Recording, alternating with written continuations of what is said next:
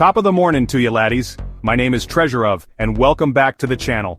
Today, we are diving headfirst, screaming and flailing into the fiery pits of gaming hell. We're talking about those moments that make you want to throw your controller through the wall, those moments that test the very limits of your sanity, those moments that make you question every life choice that led you to this specific, infuriating point in time.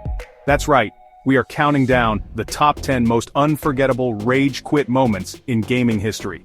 These are the bosses, the levels, the mechanics, and the sheer, unadulterated BS that have broken gamers across the globe. We've all been there, right?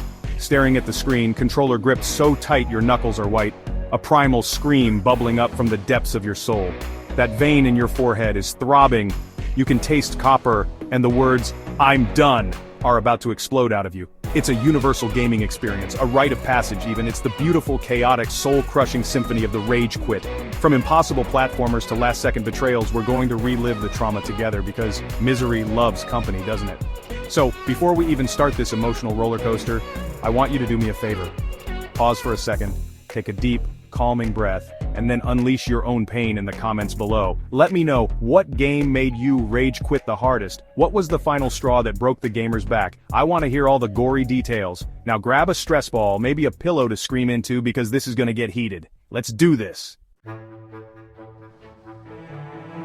Alright, let's kick this off with a boss that isn't just a boss, it's a personal attack from the developers. I'm talking of course about the Bed of Chaos from the original Dark Souls. Ah yes, you spend hours, days mastering this game's intricate combat, learning enemy patterns, feeling like a true, hardened warrior. You've slain gods and demons, and then you walk into this room and it's not a fight.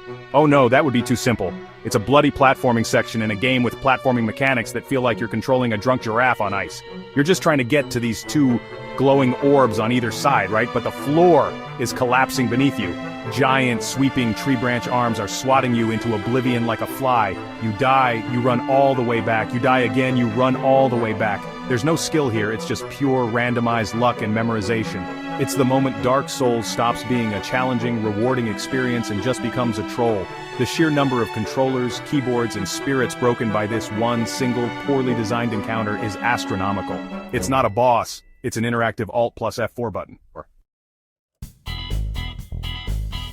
From the depths of console hell, we move to the pocket-sized tormentor that took the world by storm and then vanished just as quickly. I'm talking about Flappy Bird. How? How could a game so simple, with graphics that look like they were ripped from a SNES reject pile, cause such global, collective rage? It was just one button. Tap to flap. That's it. Yet this simple mechanic was tuned to a degree of pixel-perfect precision that would make a Dark Souls boss blush. You weren't just tapping, you were conducting a symphony of failure. The hitboxes on those green pipes were a war crime. You'd swear you were clear. You'd see daylight between your little bird and the pipe, and bam! Dead. Back to zero. Your high score of 4 mocking you from the top of the screen. The sheer accessibility of it was its evil genius. It was on your phone, always there, whispering, "Go on, you can beat your score of 5 this time." It led to a pandemic of public meltdowns, people screaming at their phones on the bus, at work, in the dead of night. The creator, Dong Nguyen, even pulled the game from app stores because it had become, in his words, an addictive problem. He created a monster and had to put it down himself. If the Bed of Chaos was a troll and Flappy Bird was a menace, then getting over it with Bennett Foddy is a philosophical lesson in pain, taught by a sadist. This game is designed from its very core to make you suffer. You are a man in a cauldron, and you have to climb a mountain of random junk using only a sledgehammer. The controls are deliberately awkward, slippery, and infuriatingly inconsistent. You spend hours, literal hours, making painstaking progress. Inch by agonizing inch, you pull yourself higher, learning the cruel physics of this cursed hammer. And then it happens, the moment every player dreads. You're near the top, maybe you're at the infamous orange hell, or the slidey satellite dish. You miscalculate a swing by a single pixel, a single tiny insignificant pixel, and you fall. And you don't just fall a little bit, you fall all the way down, all the way back to the very beginning. Hours of progress gone in 3 seconds of silent gravity-fueled despair. The game even taunts you with philosophical quotes about failure as you plummet. It's not just a rage quit, it's an existential crisis. It's the game looking you in the eye and asking, why are you even doing this to yourself? And most of us don't have a good answer. Ah, Call of Duty Modern Warfare 2, a golden era of online multiplayer, tainted by one of the most rage-inducing weapons ever conceived, The grenade launcher attachment, the pro pipe, the thumper, the noob tube. You'd be in the middle of an intense, skillful firefight. You're flanking, you're aiming down sights, you're outplaying your opponent with pure gun skill. And then you hear it, that hollow thump from across the map. Before you can even react, you're just gone. An explosion at your feet from a guy who just aimed in your general direction and prayed. No skill, no strategy, just pure, unadulterated cheese. The worst part was the kill cam. You were forced to watch your aggressor, probably hiding behind a car on the other side of the map, just lobbing explosive pineapples of misery with no line of sight. And if they had the danger close perk, oh good lord. The blast radius was the size of a small country. It completely ruined the flow of the game. Every match would devolve into a cacophony of thump thump thump as everyone equipped one just to compete. It wasn't a tactical shooter anymore. It was explosive tennis. It was the ultimate I don't have to aim weapon. And it was responsible for millions of slammed desks and screamed obscenities. Friendship is a fragile thing, and nothing has tested the bonds of friendship more than the spiny blue shell from Mario Kart. Picture this. It's the final lap.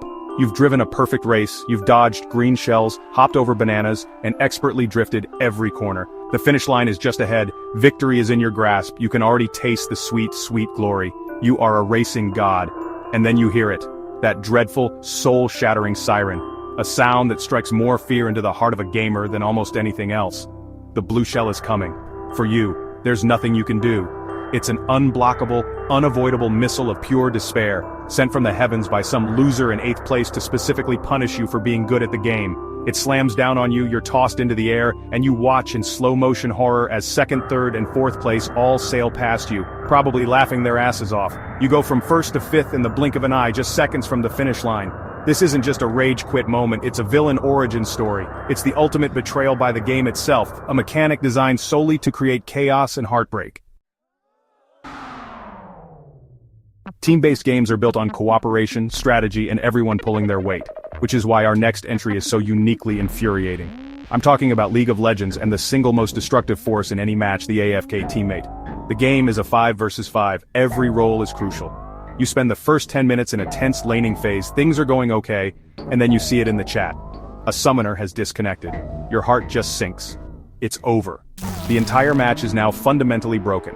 What follows is 20 to 30 minutes of slow, agonizing defeat.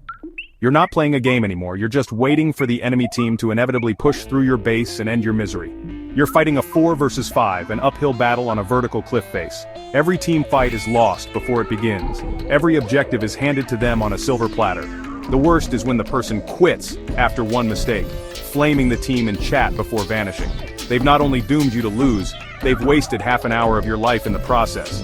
The sheer helplessness is what causes the rage. You can't win, you just have to sit there and take the beating. For all the football fans out there, you know this pain. You know it deep in your bones. We're talking about FIFA, and the scripted, predetermined, soul-destroying nonsense that is the last-minute goal. You've been playing a perfect defensive game. It's 0-0, or maybe you're clinging to a 1-0 lead. The clock ticks over to the 90th minute. The game should be over. But no, the referee has found 4 minutes of stoppage time from God knows where. And suddenly, your world-class defenders start playing like they've never seen a football before. They can't make a tackle, their passes go astray, your goalkeeper suddenly has the reaction time of a sloth on sleeping pills. The opponent's mediocre striker, meanwhile, transforms into Pele. He weaves through your entire team, unleashes a 40-yard screamer that defies the laws of physics, and it rockets into the top corner. The game ends. You lose. It feels so manufactured, so unfair. It's that feeling of the game decided I was going to lose that makes it so infuriating. It's not your opponent beating you, it's the game's code itself stabbing you in the back. Cue the controller being launched into orbit. Cuphead is a beautiful game. It's honestly a stunning homage to 1930s cartoons, filled with so much charm and creativity. But, it's also a relentless, unforgiving, bullet hell nightmare designed to make you cry. And honestly, nowhere is that more obvious than the boss rush before the final boss, King Dice. This isn't just one fight. Oh no, it's a gauntlet. You have to roll a dice to move across a board, and nearly every space lands you in a different, unique mini-boss fight. You've got to beat at least 3 of these randomly selected bosses, just to get a chance to fight King Dice himself. And you have to do it all on a single health pool. If you take too much damage fighting the cigar, the dominoes, or, the flying horse, you're toast before you even reach the main event. You could spend ages perfecting the fight against Piroletta the roulette wheel, only to get a bad roll of the dice and have to fight Mr. Chimes, the infuriating memory game boss, and lose all your health. It's a massive endurance test of skill and luck, and having to restart the entire sequence from the beginning because of one slip-up is honestly one of the most demoralizing experiences in modern gaming. Many a player has rolled the dice and quit the game. Let's go old school for this one. Back to the arcades, where every credit cost you a precious quarter. We're talking about Street Fighter 2, and an AI that, honestly, just didn't play by the rules. The CPU opponent in this game, especially on higher difficulties, was a psychic, button-reading, cheating bastard. It knew what button you were pressing the exact frame you pressed it, and it had the perfect counter every single time. You try to throw a fireball, Guile will flash kick you before your hands even move. You try to jump in with an attack, M. Bison will psycho crusher you out of the air with impossible timing. It wasn't playing the same game as you. It was reacting to your inputs, not your character's actions. The most infamous example was the AI's ability to pull off throws. You could be in the middle of a special move animation, a state where a human player could never, ever throw you, and the AI would just grab you out of it like it was nothing. It was blatant cheating. It felt less like a test of skill, and more like the game was just stealing your money. It taught a whole generation of kids that sometimes, life, and the AI, just isn't fair. The rage was real, and many an arcade cabinet probably felt the wrath of a frustrated fist. Our final entry is a bit different. It's not about a game mechanic, but a player-driven phenomenon that causes a very public kind of rage. I'm talking about Fortnite and the plague of stream snipers. Imagine you're a streamer. You're trying to entertain thousands of people, you're in the final circle, the tension is high. And then, out of nowhere, you're eliminated by a player who knew exactly where you were, not through skill, but because they were watching your broadcast. They have a perfect real-time map of your location. It's the ultimate unfair advantage. This isn't just about losing a game. It's about being harassed and targeted. These players will often hunt the streamer down relentlessly, ignoring other players just to ruin their game. They'll use emotes to mock them after the kill, and sometimes even have names that taunt the streamer directly. For big streamers like Ninja or Tfue, it became a constant infuriating battle that led to some of the most iconic on-air meltdowns in gaming history. It's a rage born from powerlessness and the frustration of having your fun and your job deliberately sabotaged by trolls. It's a quit that's not just closing the game but sometimes ending the stream entirely.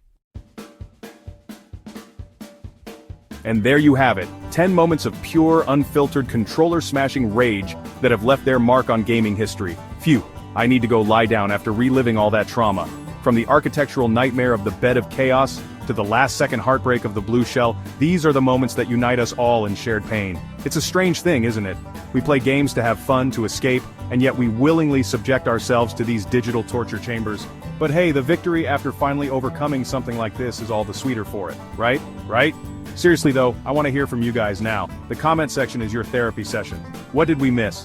What's your personal #1 rage quit moment? Was it a specific level? A cheap boss? A glitch that cost you everything? Unleash the stories? Let's create a massive thread of our collective gaming anguish, a monument to all the broken controllers and keyboards we've left in our wake. Sharing the pain makes it a little bit better, I promise. Thank you all so much for watching and taking this trip down frustration lane with me. If you had fun, or at least enjoyed my suffering, make sure to punch that like button in the face. And if you haven't already, hit subscribe and ring that bell so you don't miss out on more gaming goodness. We've got plenty more moments, memories, and madness to explore together. But until next time, stay awesome and maybe invest in a foam controller. See ya!